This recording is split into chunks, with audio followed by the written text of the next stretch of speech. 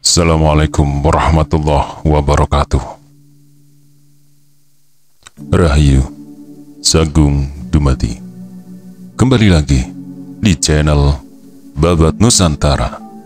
Pada kesempatan kali ini akan menceritakan Ken Arok, Ken Dedes. Bagian ke-8.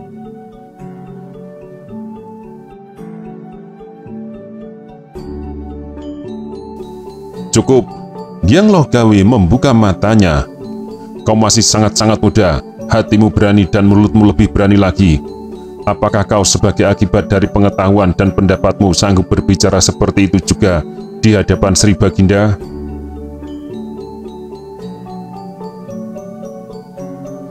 Dia yang terlalu tinggi di atas singgasana tidak pernah melihat telapak kakinya.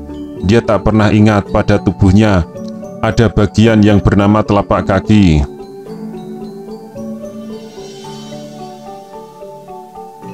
Pendengarannya tidak untuk menangkap suara dewa, juga tidak suara segala yang di bawah telapak kaki.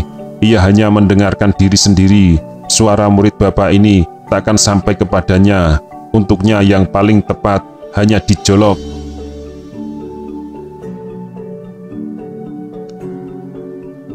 Dijolok.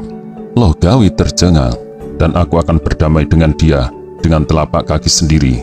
Maha Guru itu lambat-lambat berdiri, berjalan hati-hati menghampiri muridnya yang masih juga duduk di tempatnya, masih terus menghamburkan kata-katanya. Ia letakkan tangan pada bahu pemuda itu, menutup mulutnya dengan telapak tangan, berkata pelan, Jangan teruskan sekarang. Ada waktunya kau ucapkan semua itu di suatu tempat yang lebih baik. Yang kudengar bukan lagi keluar dari mulut seorang calon Brahmana. Itu lebih patut diucapkan oleh seorang calon raja. Di medan perang, di medan tikai, kemudian di atas singgasana.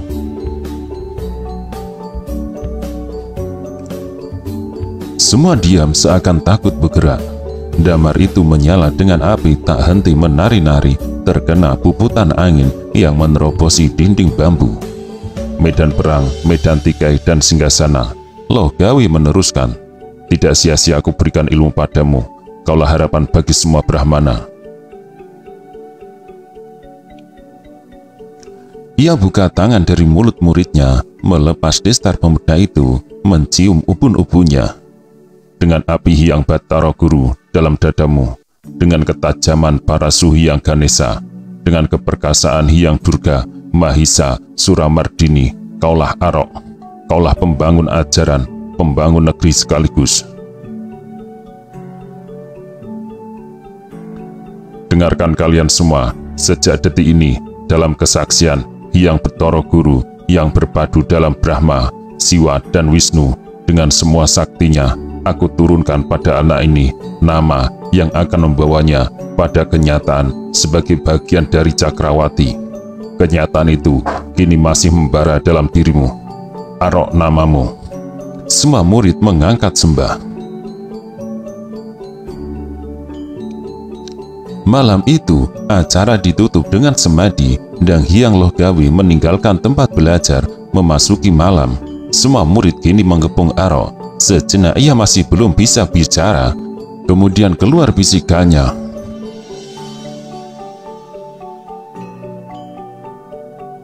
Salah seorang di antara kalian berangkat besok pagi-pagi benar ke Kepudungan. Dalam beberapa hari ini Bapak Maha Guru akan masih memerlukan aku. Tak dapat aku pergi meninggalkannya. Sampaikan pada mereka untuk tetap bekerja selama aku tidak ada, dan hati-hati. Nah, tidurlah.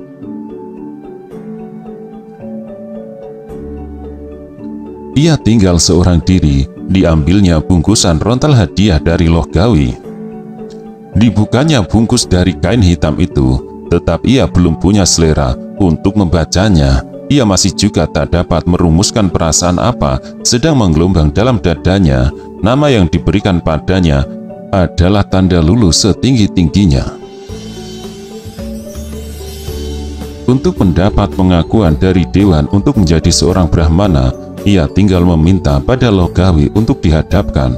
Apa kemudian setelah jadi Brahmana, ia terlalu muda untuk itu? Apa yang bisa dicapai seorang Brahmana? Akan seperti yang lain-lain, hanya mengecam-ngecam Erlangga sampai Kertajaya dan tidak bisa berbuat apa-apa. Saat lulus yang tak diduga-duga itu seakan membikinya kehilangan mata arah. Ia angkat rontal itu, tetapi matanya menolak membacanya dan masih terdengar-dengar bisikan belahan gurunya. Sejak ini kau boleh pergi dan datang, boleh meninggalkan aku untuk sementara atau selama-lamanya. Hanya pintaku, tinggallah kau dalam beberapa hari ini bersama denganku. Boleh jadi ia masih hendak mendengarkan pendapatku tentang rontal ini. Dan dengan demikian ia mulai membaca. Tulisan setumpu itu adalah catatan Tantri Pala, gurunya yang pertama tentang dirinya. Isi catatan itu lebih kurang sebagai berikut. Pada suatu sore yang suram, dengan gerimis tipis, datang ke perguruan Tantri Pala 2 orang bocah, Temu dan Tanca. Guru itu bertanya, "Siapa yang menyuruh kalian belajar kemari?" "Bapak Bango Samparan." Siapa yang tidak mengenal nama Bango Samparan, seorang penjudi yang lebih sering ditemukan di tempat perjudian daripada di rumah, seorang penjudi yang mengirimkan bocah-bocah untuk belajar. Dari penglihatannya sekilas ia segera tertarik pada Temu. Ia seorang yang lincah, cerdas, matanya jernih, memancar, hanya tak bisa tenang. Temannya Tanca sebaliknya, seorang yang tenang juga cerdas, hanya tidak lincah, lebih tepat dapat dikatakan lamban. Dalam 3 bulan dua-duanya telah bisa baca tulis dan mulai mempelajari Pama Sastra Jawa. Kecerdasan mereka menyebabkan Tantri Pala ingin tahu tentang orang tua mereka. Bango Samparan dipanggil. Tanca adalah anak petani biasa yang turun-temurun tinggal di desa Karangkrista. Hanya Temu tidak jelas siapa orang tuanya.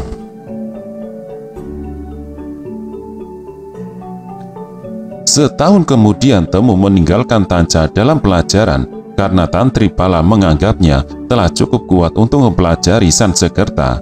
Ternyata anak itu mempunyai semangat tinggi dalam belajar. Ingatan dan kecerdasannya melebihi daripada yang diduganya. Sekali lagi ia panggil Bango Samparan. Bagaimana cerita sesungguhnya tentang asal anak itu?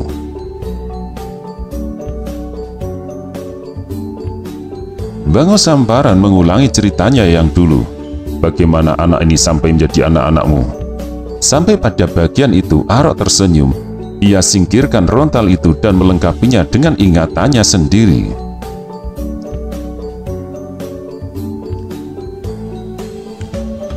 Dengan serombongan anak-anak desa Randu Alas, mereka melintasi jalanan dengan batang-batang pisang. Semua kereta tumapel dalam pengawalan prajurit berkuda berhenti di depan batang-batang lintangan itu. Rombongan itu ragu-ragu untuk menyerang, walau mereka tahu kereta tertutup dengan pengawalan demikian selalu membawa upeti emas dan perak ke Kediri.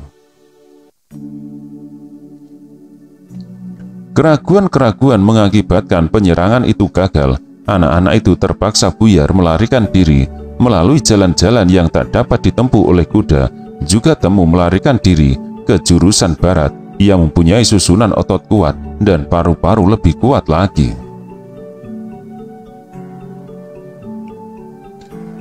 Ia masih dapat membayangkan dengan jelas saat itu. Ia lari memasuki desa Karangsetra. Nafasnya sudah hampir putus waktu ia tiba di sebuah ladang. 5 orang bapak beranak dilihatnya sedang mencangkul. Di belakangnya suara prajurit-prajurit itu ramai bersorak menyuruh penduduk membantu menangkapnya. Memasuki desa ini ia pasti tertangkap bila mereka dibantu beramai-ramai. Ia melihat sebatang pacul yang berdiri tak dipergunakan. Cepat ia ambil dan mulai ikut mencangkul. Suara sorak para prajurit itu semakin mendekat. Bapak dan 4 orang anaknya memperhatikan, mengerti apa yang sedang terjadi, dan meneruskan pekerjaan mereka seakan tiada terjadi sesuatu.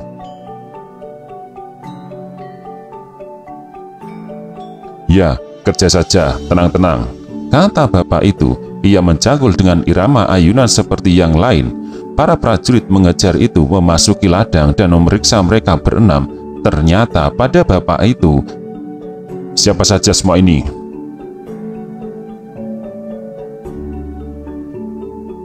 "Anakku semua," jawabnya, kemudian menuding ke jurusan rumah. "Dan itu rumahku." Para prajurit pengejar itu meneruskan pemburuannya dan tak kembali lagi. Tak lama kemudian datang seorang anak memikul air.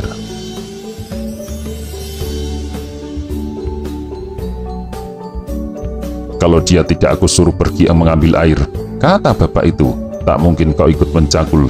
Semestinya di sini juga kau tadi tertangkap." "Terima kasih, Bapak." Sejak itu ia diambil anak pungut oleh Ki Bango Samparan. Ia mulai membaca lagi. Keterangan ayah pungutnya terasa agak berbeda daripada yang dialaminya sendiri. Dalam catatan Tantri Pala itu tidak didapatkan keterangan setelah anak yang disuruh mengambil air itu mengajak berkenalan. Ia ingat betul kata-kata Ki Bango Samparan waktu itu.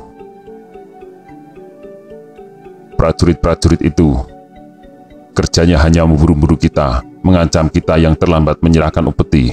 Mengapa kau dikejar mereka? Ia menceritakan duduk perkaranya. "Betul, emas dan perak dalam kereta itu kita semuanya yang punya. Tidak ada salahnya kalau kita mengambilnya kembali. Hanya tidak patut kalau dia makan sendiri. Perbuatan itu akan menjadi sama dengan perbuatan mereka." Ia angkat matanya dan menatap wajah Ki Bango Samparan. Ia senang mendengar seorang tua yang membenarkan tindakannya. Selama ini prajurit-prajurit Tumapel mengejarnya, orang-orang lain mengecam, anak-anak lain menjauhi, menganggap diri dan teman-temannya sebagai berandalan. Orang tua yang seorang ini membenarkan, tentu punya alasan. Hampir ia bertanya kalau bukan Ki Bango Samparan mendahului dengan serunya, "Jagat Pramudita, mata apakah yang sedang memandang padaku sekarang ini?" Ki Bango Samparan mendekatinya dan memperhatikan matanya. Kemudian, "Ini bukan mata sembarangan mata." Disuruhnya semua anaknya meneruskan pekerjaan dan ia dibawa pulang. "Tentu kau lapar setelah berlari-lari sejauh itu." Istri Ki Bango Samparan yang kemudian jadi ibu pungutnya menjamunya. Ia makan dengan lahap dan dua orang itu memperhatikan dengan gembira. Setelah itu terjadi tanya jawab. "Siapa namamu?" "Orang memanggil saya Si Temu." "Mengapa orang memanggilmu Si Temu? Bagaimana orang tuamu memanggil?" Tidak pernah." "Tidak pernah? Tak ada yang tahu siapa orang tua saya. Saya sendiri pun tidak tahu." "Jagat Pramudita, anak secakap ini dengan mata bersinar seperti ini. Jagat Pramudita, para dewa telah mengirimkan anak ini kepada kita, Nyi," katanya pada istrinya. "Siapa tahu dia putra tunggal Hyang Brahma sendiri." Ia masih ingat Ki Bango Samparan berdiri di hadapannya dan mengaguminya. Pada waktu itu muncul seorang gadis kecil dan istri Bango Samparan mengatakan padanya, "Nah, ini kau mendapat abang baru. Temu namanya. Nah, Temu ini saudaramu yang bungsu, si Umang." Memang semua itu tidak tertulis oleh Tantri Pala. Ia tidak mengetahui, mungkin juga dianggapnya tidak penting. Dalam rontal itu disebutkan, bekas gurunya telah bertahun-tahun mencari keterangan siapa sesungguhnya dirinya dan tidak pernah berhasil. Ia sendiri pernah ditanyai langsung dan ia tidak memberikan sesuatu padanya. Biarlah orang hanya tahu sampai pada anak pungut Ki Bango Samparan. Tulisan Tantri Pala itu tiba-tiba menimbulkan perasaan terima kasih yang mendalam pada orang tua pungut itu, dan ia berjanji pada suatu kali akan membalas semua kebaikannya, juga pada semua saudara pungutnya, juga pada Umang si gadis kecil yang suka melebihkan jatah makannya. Ia tersenyum, barangkali anak itu kini sudah mulai dewasa. Umang begitu sakit-sakitan ia dulu semasa kecil, dan ia ingat betul hari pertama ia tinggal di rumah keluarga itu.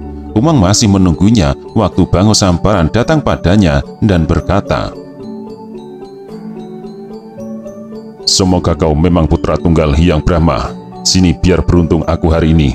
Dan diciumnya ubun-ubunnya. Keesok harinya Ki Bango datang di tempat kerjanya di ladang, langsung memeluknya dan mencium ubun-ubunnya, berseru,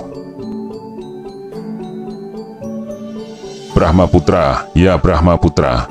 Ia sorongkan pada genggaman 5 buah mata uang perak dari masing-masing 1 catak, kemudian berjalan bergegas pulang. Dari saudara-saudara pungutnya ia mengerti Ki Bango Samparan adalah seorang pemain dadu. Apa artinya 5 catak untuknya? Ia bisa memegang dan memiliki ratusan kali jumlah itu.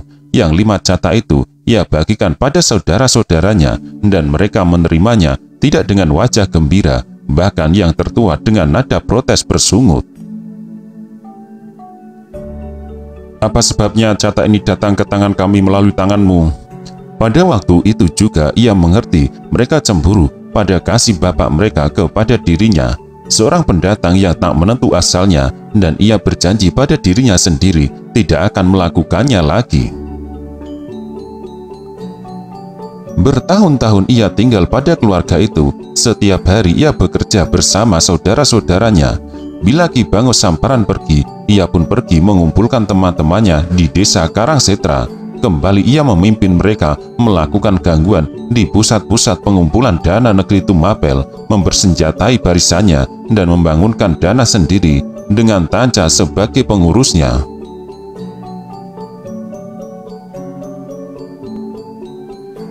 Bertahun-tahun, beberapa tahun, tidak lebih dari 3, dan cemburu saudara-saudaranya meningkat jadi 3 kali. Ki Bango Samparan semakin sayang padanya, hampir tak lagi turun ke sawah atau ladang, menjadi bandar dadu dan selalu membawanya pulang kemenangan.